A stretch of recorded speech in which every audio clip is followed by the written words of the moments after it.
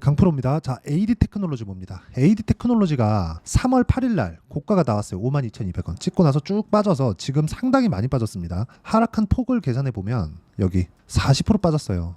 스트레스 많이 받으실 것 같은데 기본적으로 AD 테크놀로지는 뭐 하는지는 다들 아실 겁니다. 일단 보유하고 계시다면. 만약에 보유하고 있는데 AD 테크놀로지에서 내가 뭐 하는지 모른다? 그러면 반성 조금 하시는 게 맞는 것 같아요. 근데 제가 딱 요 이야기 드릴게요. 디자인하우스입니다. 디자인하우스. 이름이 조금 거창한데 디자인하우스가 뭐냐? 자, 엔비디아나 애플이나 퀄컴이나 이렇게 설계 기업이에요. 설계 기업. 설계를 하잖아요. 그러면 이게 TSMC로 넘어옵니다. 자, 그러면 TSMC로 넘어오는 과정에서 여기서 어떤 장비를 사용해야 되고 어떤 뭐 소재가 들어가야 되고 이런 부분을 TSMC에서 일하기 편하게 잡일을 도맡아 해줍니다.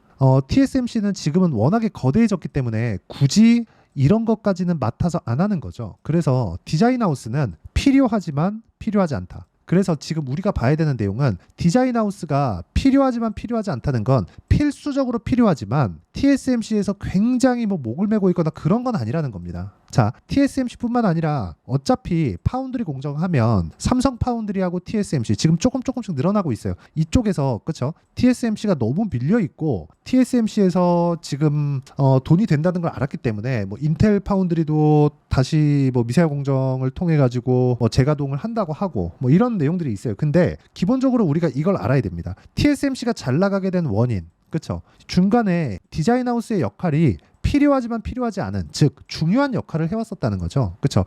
효율적으로 일할 수 있는 환경을 갖춰지는 것. 그렇죠? 자, 그러다 보니까 지금 이쪽에서는 미래 가치에 대한 부분이 온전하게 조금 그런 반영을 받지 않고 있는 거예요. 근데 저는 그렇게 생각합니다. AD 테크놀로지는 지금 뭐가 됩니까? 비메모리 쪽만 맡아서 하고 있는 걸로 약간 조금 성향이 그쪽으로 가 있어요. 근데 실제 지금까지 일을 그런 방식으로 해왔다는 것도 맞고, 이거 말고 하나가 더 있죠. 가온칩스. 그렇죠? 또 하나 더 있죠. 코아시아. 그렇죠? 이런 식이에요. 자, 이쪽이 지금 한국에서 디자인하우스입니다. 그리고 코아시아도 삼성 파운드리의 파트너고, 여기서 AD 테크놀로지도 지금 원래는 TSMC랑 일하다가 삼성 파운드리 쪽으로 넘어왔습니다. 그렇죠? 근데 여기서 가장 강한 움직임을 보였었던 건 가온칩스예요. 근데 지금은 코아시아가 반등을 하고 있다. 이런 부분이에요. 자, 제가 이 얘기를 왜 드리느냐? 주식시장은요, 필요한 기업은 실적이 적자를 보더라도 살아남아요. 그런데 내가 고가에 잡았을 때는 문제가 있을 수 있습니다. 이런 문제가 생기기 때문에 그래요. 그런데 더 문제는요,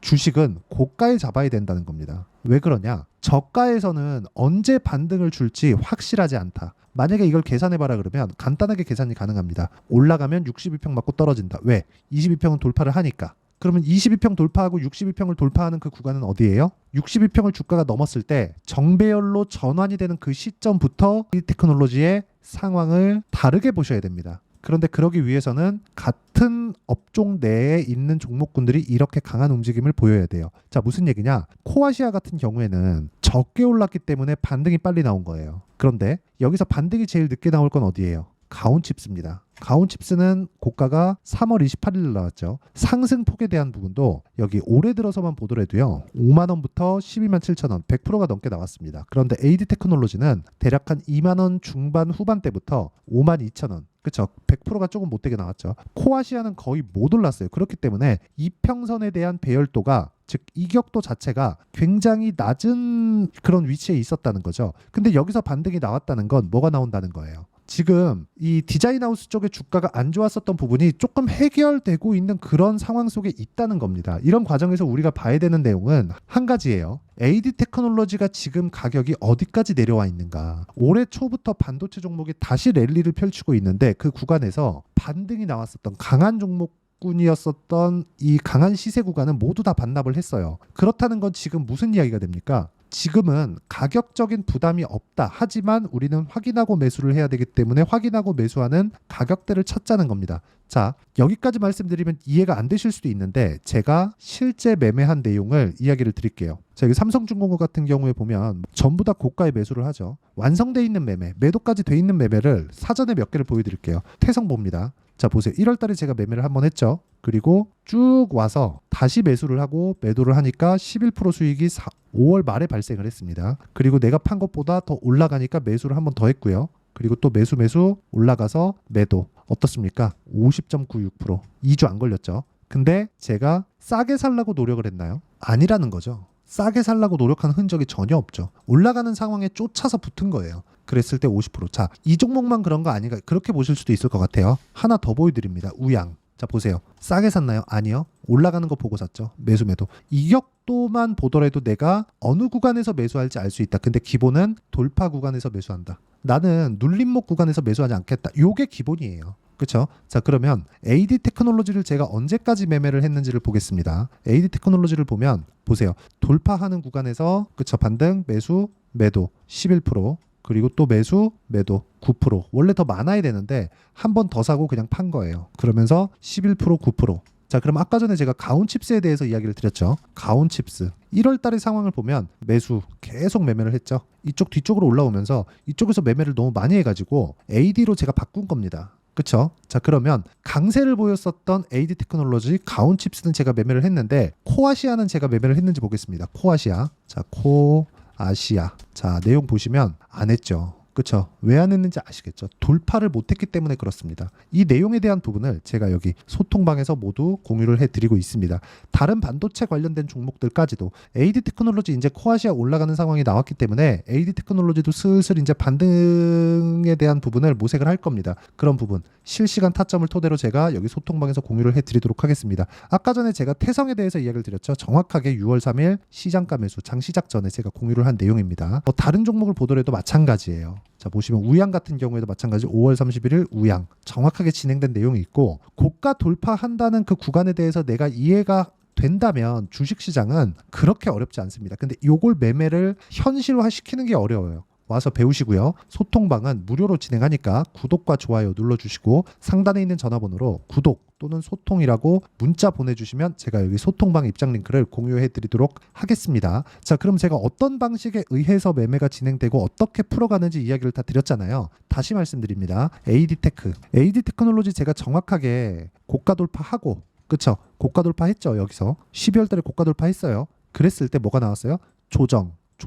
이걸 뭐라 그래요? 우리는 눌림목. 이격 조정. 그랬을 때 뭐가 나옵니까? 다시 반등 구간. 이렇게 매수, 매도.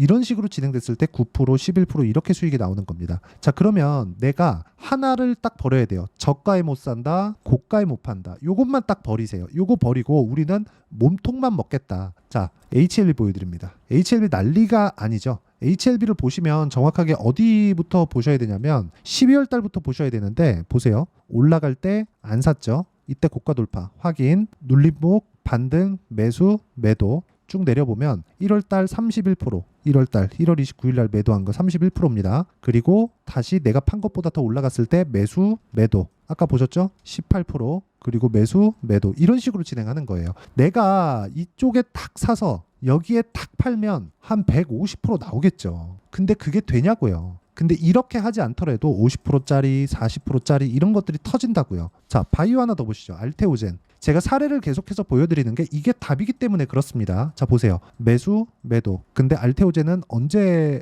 돌파가 나왔죠? 9월 달. 이런 상황을 내가 지속적으로 만들 수 있어야 됩니다. 이런 상황을 만들지 못하면 주식시장은 진짜 너무나 어려워질 수밖에 없어요. 그리고 그 내용은 실시간 내용이 필요하기 때문에 소통방에서 진행을 하고요. 소통방에 대한 내용은 제가 무료로 진행하니까 구독과 좋아요 눌러주시고요. 상단에 있는 전화번호로 구독 또는 소통이라고 문자 보내주시면 되고 이쪽에 인원이 다 차면 제가 여기 카톡으로도 진행을 하고 있으니까 이쪽이라도 임시로 와 계시면 됩니다. 그리고 무엇보다 진짜 중요하게 보셔야 되는 건 주식시장은 미래 가치를 반영하는 과정에서 가격이 먼저 반영을 합니다. 그리고 가격이 먼저 반영하기 때문에 가격에 대한 이해가 필요하고 그 가격에 대한 이해를 한다면 이런 식으로 매매를 하는 것처럼 뭐가 나옵니까? 정말 뭐가 나와요? 한 가지만 딱 기억을 해주셨으면 좋겠어요. 이렇게 나오는 건 2주 안에 내가 수익 전환을 시킬 수 있는 내용, 즉 단기 보유 전략이 나옵니다. 자, 그래서 AD 테크놀로지의 반등을 확인하고 나서 내가 2주 안에 수익 전환을 시킬 수 있는 내용, 그게 단기 보유 전략입니다.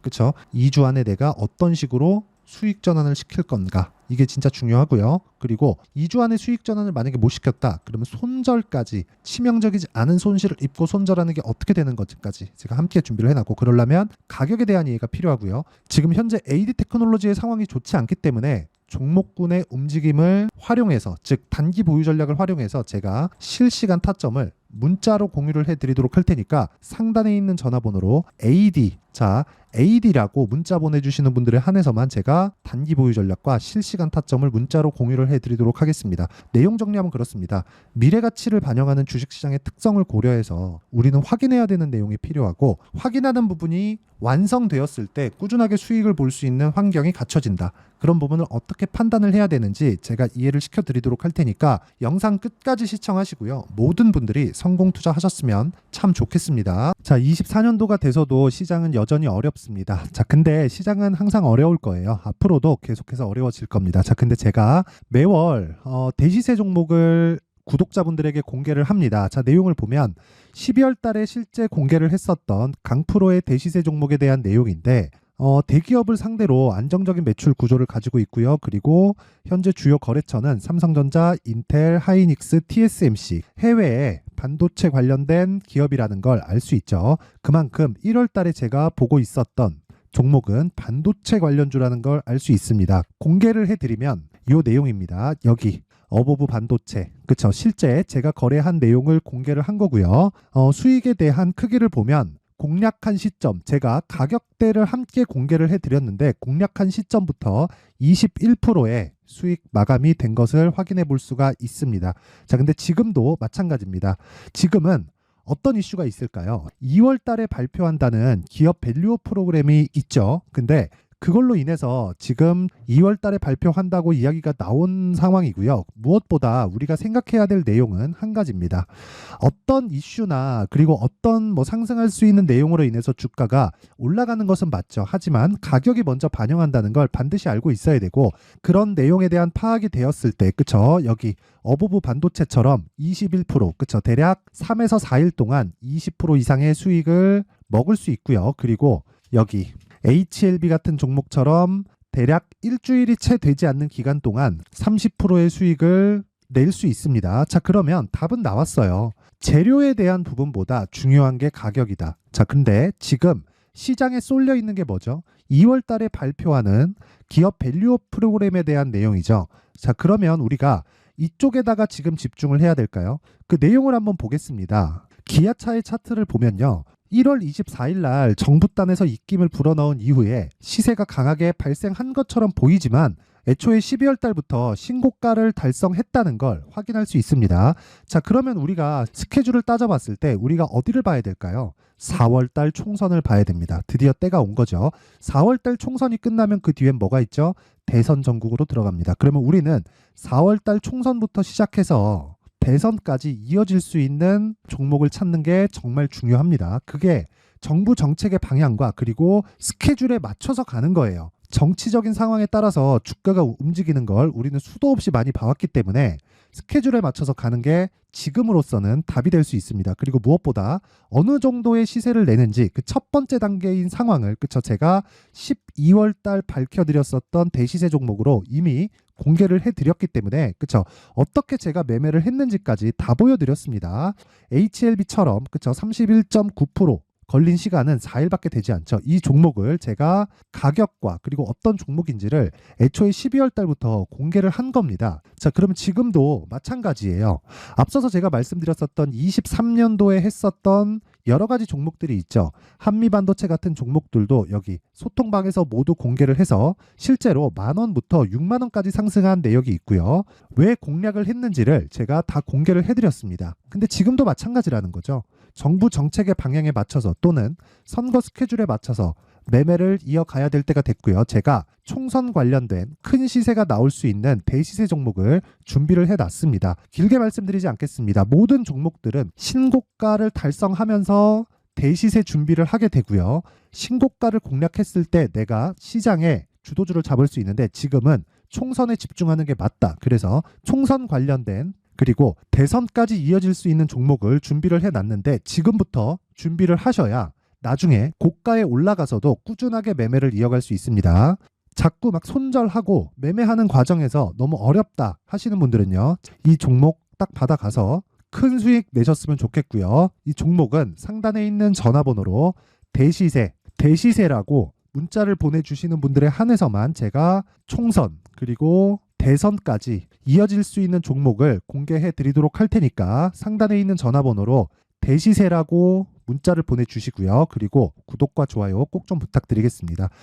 시장은 정말 어렵습니다. 자, 그래서 모든 분들이 성공 투자하셨으면 좋겠고요. 기본적으로 가격에 대한 파악을 하면서 큰 수익을 내셨으면 좋겠습니다.